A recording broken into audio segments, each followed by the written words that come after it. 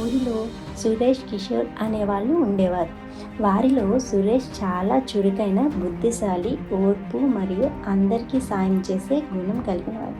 సురేష్ ఆ ఊరిలో టీచర్గా వర్క్ చేస్తూ ఉండేవాడు. ఖాళీ సమయాల్లో ఆ ఊరిలో ఉన్న అనాథ పిల్లలకి సురేష్ ఫ్రీగా టీచ్ చేస్తూ ఉండేవాడు. అందుకని ఆ ఊరిలో ఉన్న వారందరికీ సురేష్ అంటే చాలా మర్యాద.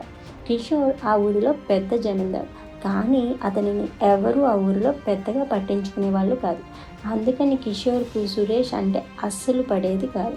ఎక్కడ సురేష్ కనిపించినా అవమానించేవాడు.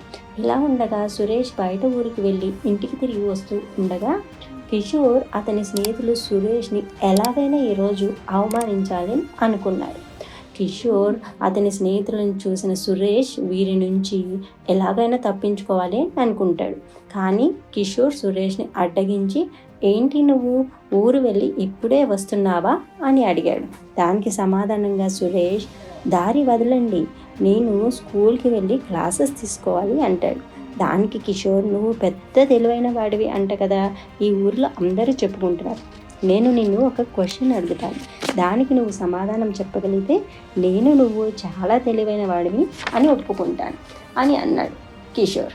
దానికి సురేష్ కొంచెం సేపు ఆలోచించి, సరే అడుగు అన్నాడు. దానికి కిషోర్, చాలా ఈజీ క్వశ్చన్, ఇది నా చేతిలో ఉన్న గుమ్మడికాయ బరువు ఎంత అని అడిగాడు. దానికి సురేష్ కొంచెం సేపు ఆలోచించి, నీ తలకాయ ఎంత బరువు ఉంటుందో ఆ గుమ్మడికాయ కూడా అంతే బరువు ఉంటుంది, కావాలి అంటే చెక్ చేసుకో అని అన్నాడు. దానికి కిషోర్ ఆశ్చర్యంతో చూస్తూ ఉండిపోయాడు. ఎందుకంటే అది సాధ్యం కాదు కాబట్టి. ఇప్పుడు ఈ గుమ్మడికాయ వెయిట్ కోసం నా తలకాయ వెయిట్ ఎంతో తెలుసుకోవడం కష్టం అని అనుకున్నాడు.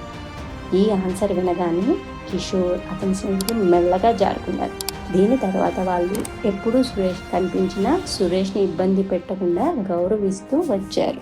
ఈ కథలో నీతి ఏమిటంటే, ఎవరిని తక్కువ అంచనా వేసి తక్కువగా మాట్లాడకూడదు. ఎందుకంటే తెలివైన వారితో పెట్టుకుంటే చాలా అవమానం చవి చూడాల్సి వస్తుంది.